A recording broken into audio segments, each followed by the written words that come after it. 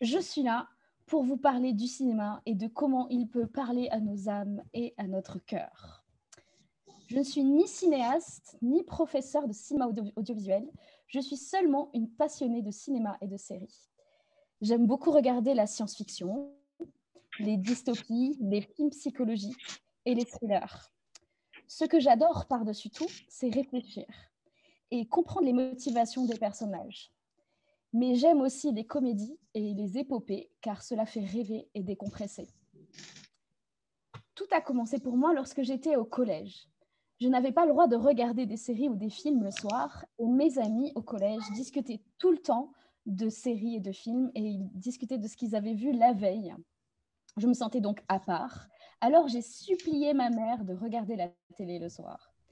Et j'ai commencé avec la série Urgence. Bon, je vous en prie, ne me jugez pas, cette série est très très bien. C'était mes débuts de discussions passionnées avec mes amis, parce que le cinéma et les séries sont aussi là pour nous connecter les uns aux autres. Mais lorsque mon père m'a présenté deux de ses films préférés, Il était une fois dans l'Ouest et Dune, c'est là qu'a débuté ma passion pour les histoires. Et laissez-moi vous raconter une toute autre histoire que j'ai intitulée La quête infinie du sens au cinéma. Et je vais vous présenter un petit PowerPoint. De temps en temps, il y aura des slides noirs. Noirs. Ne vous inquiétez pas, c'est tout à fait normal. La quête infinie du sens au cinéma. Pourquoi le cinéma nous passionne-t-il toujours autant? Les histoires nous touchent au cœur et nous prennent aux tripes. On s'identifie à elles. Nous sommes emportés par les images et les bandes-sons vers des univers qui nous font oublier notre quotidien et nous plongent dans la vie de personnages divers et variés.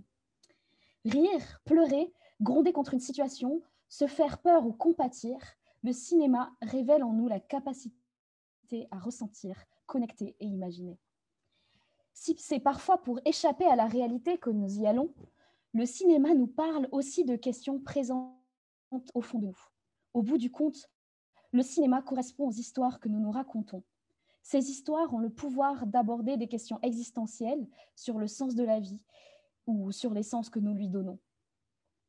Et si voir un film ou une série parlait à nos âmes plus que nous le pensions? Oui, le cinéma, c'est une question d'histoire. Il était une fois. Une question d'histoire que nous nous racontons. Mais que racontons-nous à travers ces histoires? Je vous montre un petit extrait de films, enfin plusieurs extraits de films qui racontent des choses. Je m'appelle Jordan Belfort. L'année de mes 26 ans, je me suis fait 49 millions de dollars. Rappelez-moi comment il s'appelle. Thanos. Ma mère, elle me dit tout le temps de sourire, de faire bonne figure. Woody, pourquoi je dois être un jouet? Tu es un jouet. Tu appartiens à Bonnie. Et eux, ce sont tes amis. Personne sait à l'avance si les actions vont monter ou descendre, aller de côté ou tourner en rond. Woody, j'ai une question. Pas qu'une seule, en fait. J'ai tout plein de questions. Arthur, ça vous aide de pouvoir parler à quelqu'un?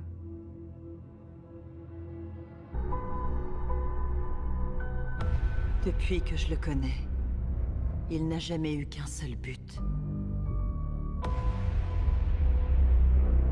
Exterminer la moitié de l'univers. S'il s'empare de toutes les pierres d'infinité, il pourra le faire d'un simple claquement de doigts. C'est comme ça qu'on est fait, à l'intérieur?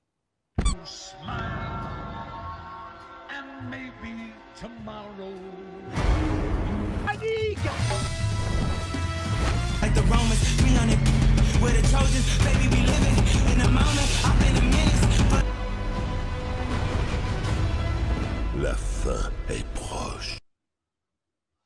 Oui, le cinéma nous questionne et nous pose tout un tas de questions. Qui suis-je? Quel est le sens de ma vie? Comment trouver la joie? Comment trouver la paix? Comment être libre? Comment être satisfait? Qu'est-ce qui est vraiment important? Qu'est-ce qui est juste? Qu'est-ce que notre cœur veut réellement? Pourquoi le cinéma pose ces questions? parce que nous créons ce que nous ressentons, ce que nous expérimentons. Et si notre vision du monde évolue, le cinéma évoluera aussi avec elle. Mais les questions existentielles resteront. Seules les réponses vont changer. Projecteur sur ces questions que le cinéma dessine devant nous. Dans les histoires que nous racontons au cinéma, nous pouvons voir des belles choses, comme le besoin d'être en relation les uns avec les autres, la nécessité d'une justice, le besoin de rachat ou le don d'un amour sacrificiel. Nous voyons aussi dans ces histoires les fissures de notre monde, les fissures de l'homme, comme les relations conflictuelles et destructrices, la recherche d'un lieu parfait et protégé, ou les rapports de domination.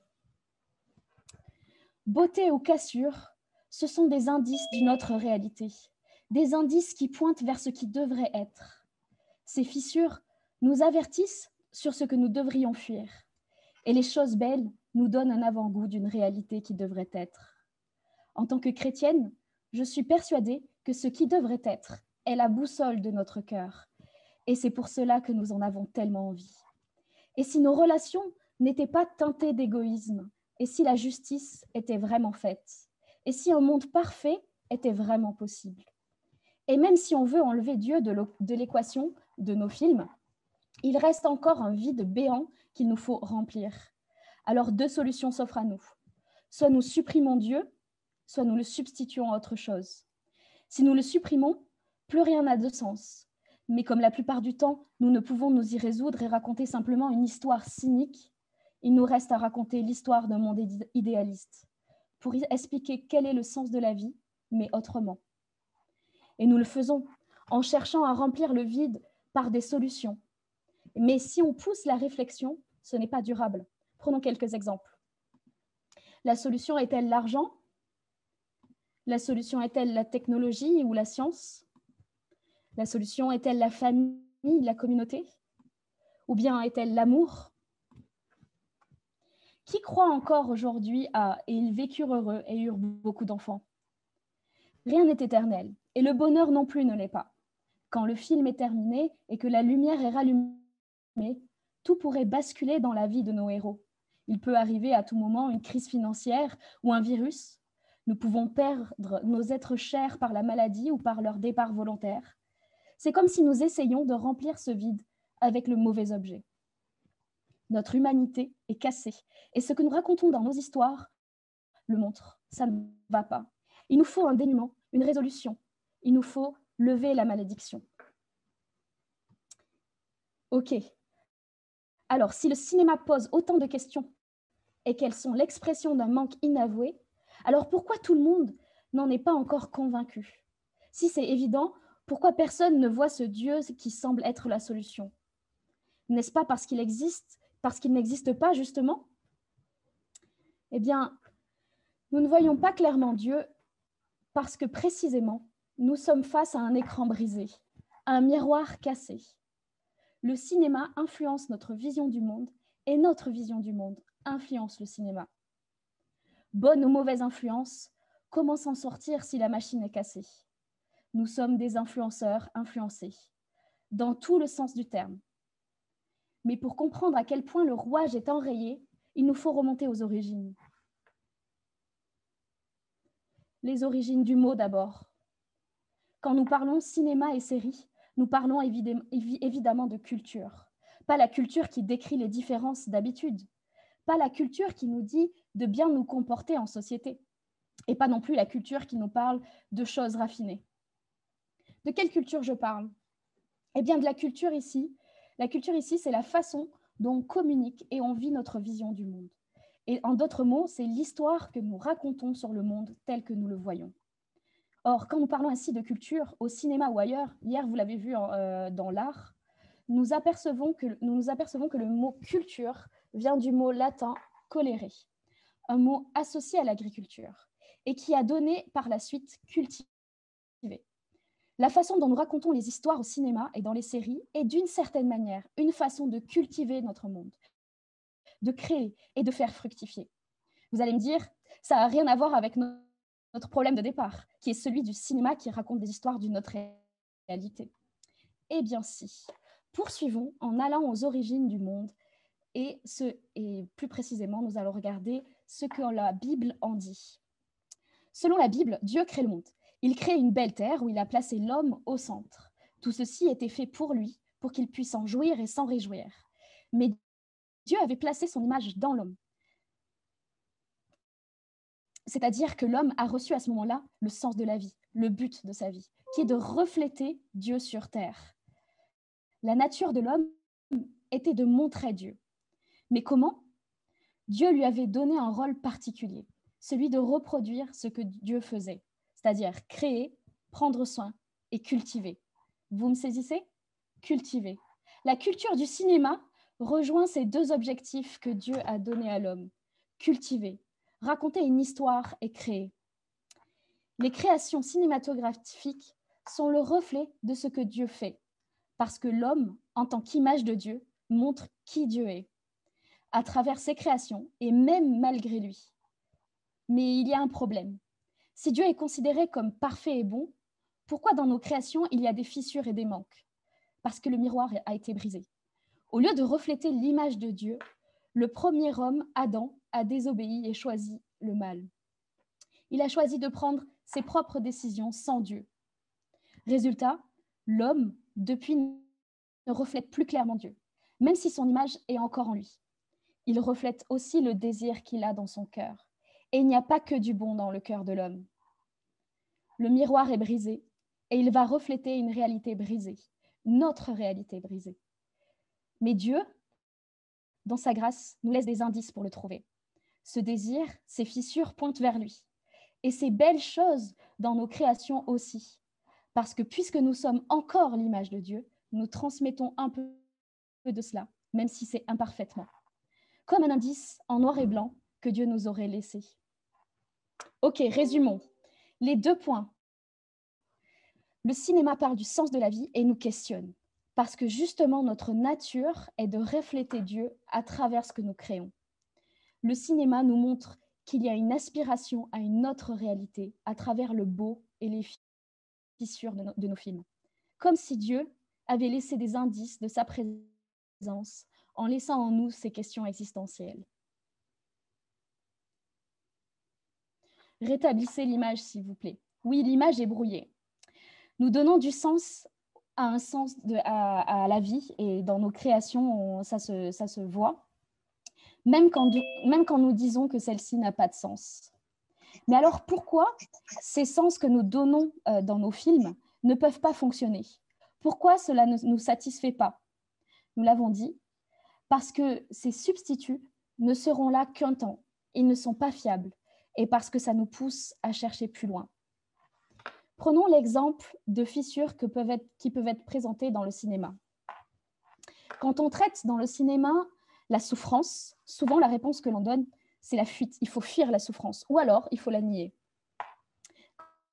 Quand on traite la liberté, parfois le personnage se retrouve seul ou fait du mal aux autres en prenant sa liberté. Et quand on traite la justice, cela finit soit en vendetta, soit en oppresseur. Et quand on traite la honte et la culpabilité, souvent le mal ou la honte qu'on ressent au fond de nous est relativisé. On dit « ce n'est pas si grave, tu peux vivre avec ».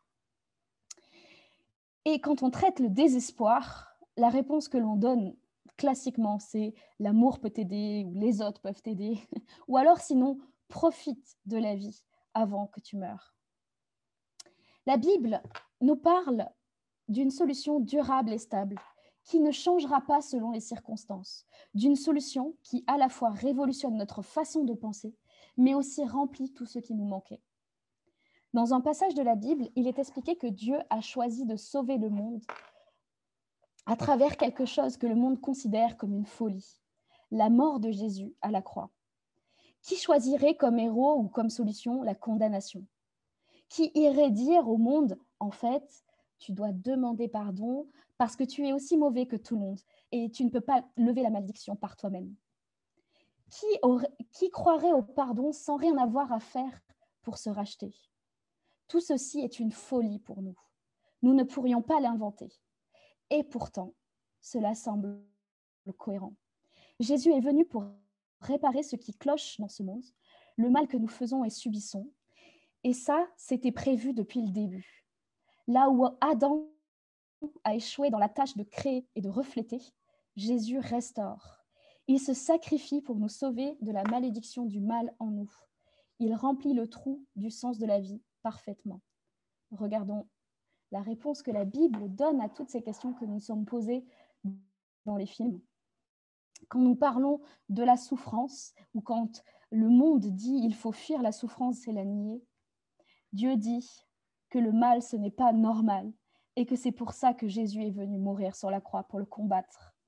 Quand le monde dit qu'en fait, il faut prendre sa propre liberté et que, quitte à faire du mal aux autres, la Bible dit qu'au contraire, nous avons été créés relationnels et que Jésus a rétabli la relation avec Dieu et avec les autres. Il nous libère sans faire du mal autour de nous. Et quand nous disons qu'il faut faire justice, quitte à être vengeur ou oppresseur, Jésus est l'inverse. Il juge justement et il fait grâce à la croix. Il juge et c'est lui qui paye. Et quand on parle de honte et de culpabilité ou du mal, Dieu ne le relativise pas. Il dit c'est vraiment mal. Mais la condamnation, elle a été payée. Elle a été payée pour nous par Jésus et nous sommes soulagés. Et quand nous parlons désespoir et que la réponse du monde, c'est l'amour ou profite de la vie tant que tu en peux, la Bible dit, et Dieu offre une nouvelle humanité, une nouvelle façon de vivre et une espérance sans mal ni souffrance, une espérance qui dure. Jésus rétablit l'image qui a été brouillée. À travers lui, nous pouvons mieux voir non seulement ce qui manque à l'humanité, mais aussi à travers lui, tout est accompli. Le cinéma est une merveille de notre monde, qui nous parle des perfections invisibles de Dieu, des questionnements de nos âmes et de notre humanité. Alors, allons-nous être sourds à ces questionnements, à ces indices ? Il est possible d'aller plus loin et d'aller au-delà de l'échappatoire d'une séance de cinéma, de se poser et de réfléchir. Qu'est-ce que ce film me raconte ? Qu'est-ce que ça révèle sur l'homme et sur le sens de la vie ? Qu'est-ce qui est vrai et beau dans ça ? Qu'est-ce qui est durable ? Si vous êtes sceptique, je vous encourage à vous poser ces questions honnêtement la prochaine fois que vous irez regarder un film. Si vous êtes curieux d'aller plus loin et de voir en quoi Jésus est la solution à cette machine cassée, je vous propose de venir participer aux discussions autour de la Bible qu'organisent les GBU et les GBL. Pas besoin de connaître la Bible pour venir, pas besoin d'être un expert. Tout le monde y est le bienvenu pour réfléchir sur le texte et donner son avis sans jugement ni engagement. C'est une belle manière de creuser le sujet. Et si en écoutant ce que je dis du cinéma, de nos âmes et de la solution, vous avez été particulièrement marqué et qu'au fond vous sentez vraiment qu'il vous manque quelque chose et que Jésus pourrait bien être cette pièce parfaite pour remplir le vide, je vous invite à lui dire pardon et à lui demander simplement de transformer votre vision du monde pour enfin voir vraiment. Et si vous êtes chrétien, je vous encourage à profiter de ce don qu'est le cinéma et les séries et à vous émerveiller du plan que Dieu déroule à travers l'humanité et à travers les séries et les films que vous voyez.